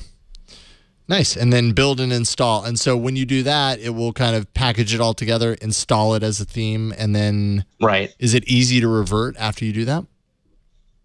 Then I believe you can just open the app and change it, or you can just go to, you can just like select the default theme, or you can go to settings and change the theme, and that'll change it to. Oh, I need to. Like it's using the built-in Galaxy themes. Yeah. So if you just change it to any other theme, it'll revert everything back. Oh, okay. Right on. Nice. Love it. So there you go. That is Hex Installer. You can find that in the Play Store. $1.99 is the price for that one. Support your devs. Support your devs. Hex Except Nintendo. I mean, you can support Nintendo. They've done a lot for us over the years. It's just, They have. Sometimes they do things. All right. And Flo, what you got? So this last summer, I was testing a mass of laptops, gaming laptops, and on them, I would have to monitor downloads from Steam. And did you know that games are like 60 gigabytes these days? What? Oh my gosh. Wow. And so Comcast loved that, and things would take a while to download. And so it would be kind of annoying because I would walk over to the computer and like turn it on and like wait to see, if the download was finished, and it wasn't. And I was like, gosh, I wish there was like an easier way for me to check up on these downloads without having to like physically walk over to the computer where I have all this stuff set up. So I found an app called Checkatree. And what Checkatree is, it's a file and download manager, but it's not what you're thinking. So what it actually does is it syncs with your PC or your Mac, or via a Chrome extension, so that you can monitor your Chrome, or you can monitor downloads through Chrome. And then you can check on them using your Android app. So I am going to do a live demo, just kind of show you how it works. And so here we have the Checkatree app. And so I'm going to go over here on my Chromebook, and Victor, just go ahead and leave it on this while I take care of this. So I'm going, right now I'm in Pocket Casts, and I'm downloading last week's All About Android. And let's go ahead and do that. We're going to download it. Okay, and pretty soon you should be able to see it. There we go. And now I'm watching it. It'll tell me when it's finished. No downloads left. Little dog is wagging his tail. And then when you're done, you can go over here and check. And this is just all the stuff that like I've downloaded through my Chromebook. I have this installed on my PC at home. Oh, and I totally forgot to send Victor the screenshot before the... crap. Sorry, Victor. But I had a screenshot I took to show you what the PC app looks like. The PC app lets you monitor... This shows you your queue if you're downloading multiple things. And then there's also the ability to put your PC to sleep or use a shutdown timer. Now, this is free to use with ads, But you can also pay $2.99 monthly, or you can pay annually if you plan on using this a lot. I like the ability to pay just monthly, pay as you go, because you can just stop paying for it when you're not using it anymore. Now, if you have this installed on your PC at home, you can also monitor, I'm not supposed to say this, but I'm going to, BitTorrent files through two particular apps. You can say BitTorrent. Okay. BitTorrent files. Yes, torrenting is legal. Depends what you torrent.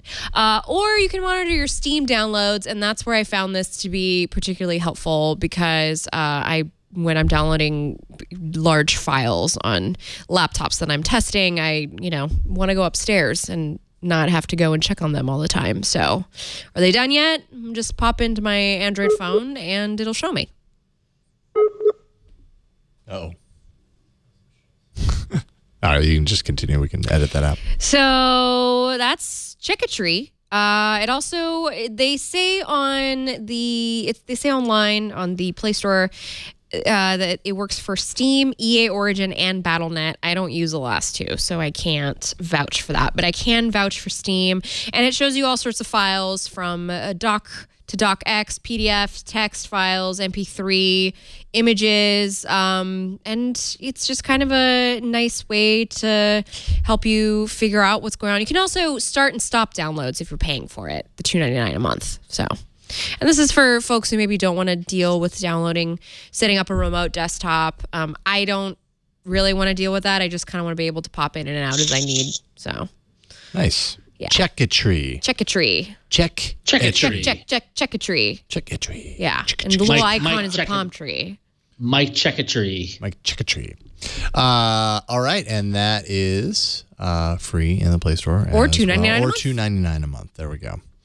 All right, so now you can place your vote for your favorite app this week. Is it Astro Party, Dad Jokes, a collection of puns and corny jokes, Hex Installer, or Checkatree? Twit.to feels like a check cashing service. I know. Checkatree. Come in and get your check cashed. Checkatree. Actually, that explains the palm tree icon now. Twit.to/AAA poll 440. Twit.to/AAA poll 440. Victor is circling. He was so close on Dad Jokes, but he went for Astro Party instead. He's going to play this with his Yeah, kids. I was about to vote for Dad Jokes, but Astro Party looks pretty cool. Yeah, it's more fun. Yeah, it is very cool. Place your votes there, and we'll check next week and see who won and who lost. Who won and the rest of us that did not win. We'll check back then. And Mishaal, thank you so much for hopping on today, man. And especially, this was kind of last minute because we had no guest. Pulling back the curtain a little bit, we had no guest for the majority. And we were like, okay, we'll just go no guest. And then as I was putting the show together, I was like, wait a minute, like half the links in here you wrote. And so I sent out the call, and you said you were free. And I just really appreciate you coming on ever. Really appreciate having you, and B, doing it at such last minute. It was just such a pleasure to get you on to talk about the stuff that you've written and so much more. Thank you, Mishaal. Oh, I'm glad to be on. I like to, explain things because I know like a lot of things that we write are might be a little hard to understand because, we have to explain some things. And if we had to explain it down to like every little detail, it'd be like 2,000 words long every time. So yeah. We have to leave out a lot of details and assume that a lot of our readers know the basics. But, whenever we get things reblogged and, cited in other publications, I have to try to make sure that the right information is conveyed. So it's nice to explain some of the things that we talked about on the show. Absolutely. Well, in XDA, I mean, you guys have a highly intelligent audience. You know what I mean? Everybody that's on the site. Us. Knows, yes, I mean us, number one, but I mean everyone that's on the site. Like, I think there is a level of understanding there that is higher than your average tech consumer or tech fan, and I love the writing that you guys do because you do go detailed, into the details, and you don't get that in a lot of other sites. So, always appreciate what you guys do. Always appreciate your time, Mishaal. If people want to find you online and follow you specifically, where should they look? So I'm on Twitter at twitter.com/Mishaal Rahman. Just no space, my first and last name.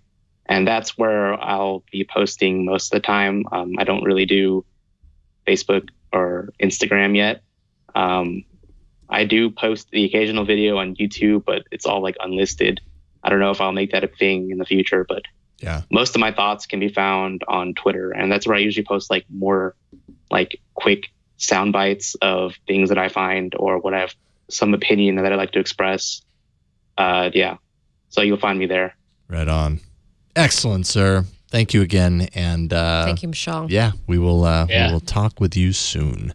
Flo, what's going on in the Flow world? The Next? Flow feed. The flow feed. Actually, do you mind going to Flow Feed real quick, Victor? If you wouldn't mind, I updated it this week with a couple new things just to kind of show you I've been working. So, Twit, you guys do post our app reviews. Yep. As individual YouTube's videos, and so I post those when they go up just to kind of give you a quick look at that. And then if you keep going down, Victor recently wrote for Lifehacker, the best way to use Google Assistant's reminders, kind of walk you through how to use them for varying situations. Maybe you're a student, maybe you're a frustrated parent with a kid who is not taking out the garbage. Maybe you want to learn how to use IFTTT. Go to my Lifehacker article and check that out.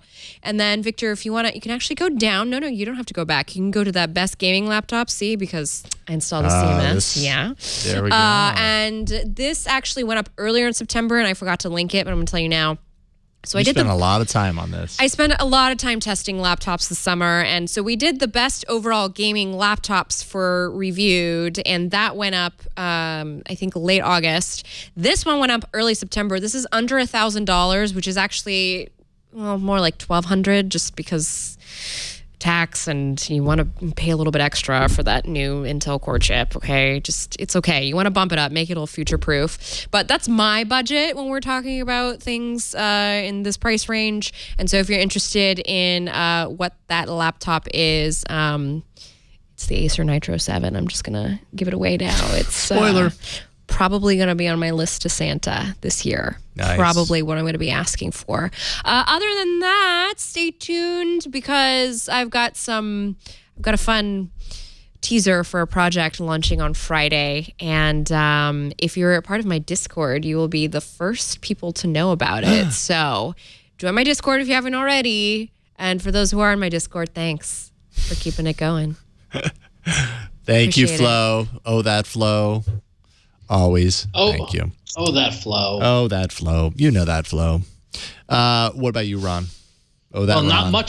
not much is going on in the RonXO feed. You can go to Instagram.com/RonXO, or I'm on Twitter at RonXO. But I've been very, very busy. New York Comic Con is this weekend, so I'm a tired man. I played some Guardians of the Galaxy pinball last week while I was in Los Angeles, and I got my initials up, so that was pretty cool. Nice. That's my latest accomplishment right there on the old Instagram. I got the 4th highest score. It was fun. 219 million. And you're the only Ron playing pinball out there. What's great is that you put up your three initials, and and I just do Ron, so I benefit. It works in my favor. Absolutely. So. Right on, Ron. Ron, I just want to share that I was at a pin or a video game themed restaurant in LA on Friday, and they had that exact Guardians of the Galaxy pinball machine. What? And was so, it Button Mash? Yes. I was there on Friday. What time? In LA? Yes. What time were you there? I was there at 7 p.m. I was literally there. Shut up! I was literally there from. You were in LA? I could show you the Uber. How did I receipt. not piece that together in my mind? Because I saw your How Instagram. Are we literally in the same restaurant and didn't see each other. Are you serious? I was eating dinner for 2 hours there. Well, I was there until I left for the airport for the red eye. I left at like 9. Oh my God. I sat at the bar by myself and I ate my garlic noodles while I was reading my phone, and then I played pinball for an hour. You guys are so linked. Like in this world, you are so. I mean, but we don't know. It just happens. It's just so funny. I did not piece that together. And I was like, oh, that Guardians. I saw that tonight while I was at Button Mash.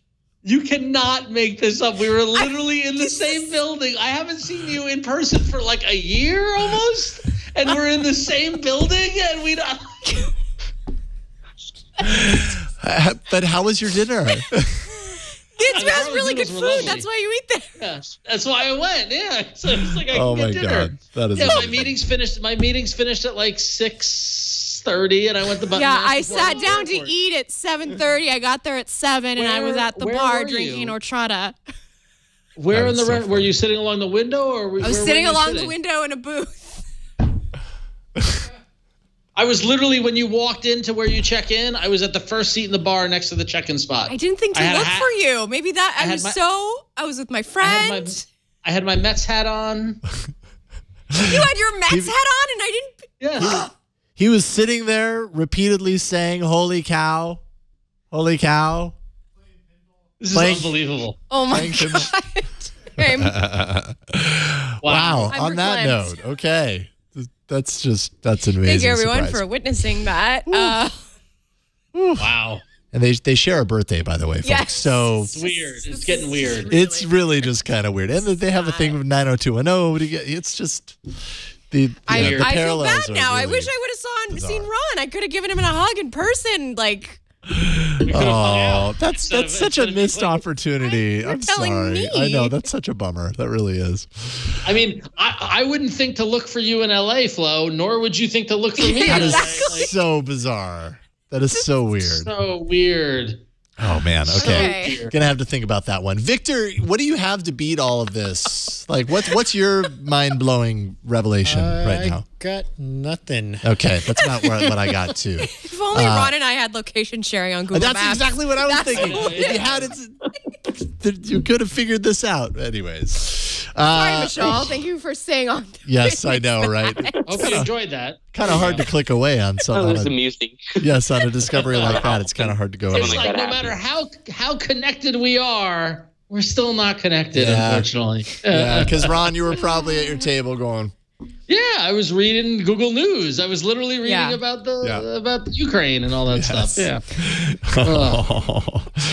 oh boy. Whew. Okay, coming down Wow. for that. Thank you, Victor.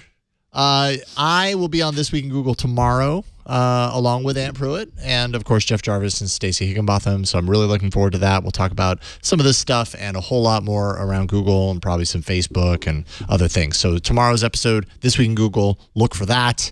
Also, Tech News Weekly, of course, every Thursday, twit.tv/TNW. Actually doing that with Ant this week as well. So that'll be a lot of fun. Want to thank our guest today, sitting in the audience, Alan Weaver. Thank you so much for Thank hopping you so much in and for joining us. staring at us while we freak out for the last 10 minutes. Also, thanks to Burke and Jeff and everyone else who helps us do the show each and every week. We could not do it without you guys. But that is it for this week. This podcast publishes every Tuesday evening. In a few hours from now, subscribe at twit.tv/AAA. Go there, subscribe. If you haven't subscribed already, that's where you can find all the links that you need to know to subscribe. You can also find direct links to YouTube, Pocket Cast, Spotify, Google Podcasts, Apple Podcasts, wherever you need to go, you're going to find the links there. If you want to be part of the show, voicemail can be left at 347-SHOW-AAA. You can send emails at AAA@twit.tv, and you can follow twit.tv on the socials, at twit on Twitter, twit.tv on Instagram. And I think that's about it. We're going to continue blowing our minds after this episode. We'll see you next week on another episode of All About Android. Bye, everybody. That is just so weird. I just.